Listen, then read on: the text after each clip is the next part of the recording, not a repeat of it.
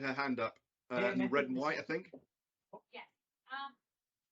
One of the things that I constantly struggle with, Gareth, and it might be a me thing, but I suspect it probably isn't, is this tension of what I would like to see happen in organisations, which is very much in line with the idealistic just culture model, and then the reality of what actually happens and the things that I have to reconcile every day, where I have to sell my soul a little bit to do the job that needs to be done so I can do the work that I actually want to do.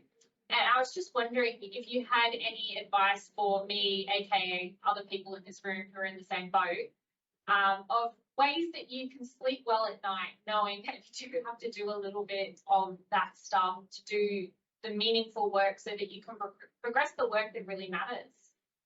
What, you got to swallow that little bit of sick each time? Yeah, every single time, every time. So what I would look at is the marginal gains piece and just congratulate, you know, in that coaching space of self-coaching, what good did I do today? And was it enough to offset the little bit of sick that I had to swallow to deal with that? Because you're right. There is that bit that says, do I really want to do that? And if you're values driven like I am, and I'm guessing you are because you just asked that question, is if you can reinforce those positive things that you're doing, it's great.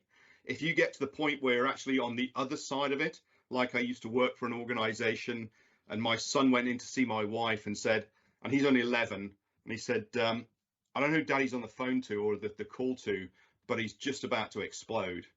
And I was unaware of what was going on. I was getting incredibly stressed about this. And when I went in, Alexander said that to me. I'm like, oh, or maybe I don't want to be here actually.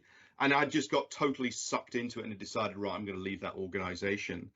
But for me, I mean, I've been doing this stuff in the diving space since 2012. I wrote a paper delivering training since 2016, and it's still really, really hard. But when you get things like I did yesterday, a little Instagram message from somebody in Brazil saying, thank you very much for all the work you're doing. You're making a difference. We're following you.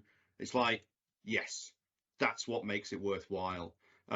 And, you know, yet even yesterday in the training delivery, I didn't think I was as engaging as I could have been, should have been, because there were a fair amount of theory to be delivered, but we had some interactions and games and things. And at the end of the 2 days, one of the students, people in the class said, thanks very much for making it so engaging. And I'm like, I don't think it was, but if you did, that's awesome. And that's, you know, so celebrate the little wins to keep yourself motivated, and then constantly think, how can I nudge my team leader, my exec to go a certain way? Can I just introduce, you know, changing the words? That's not a huge step for people, but it can have massive implications in terms of change going forward. So focus on the little things and just believe in yourself.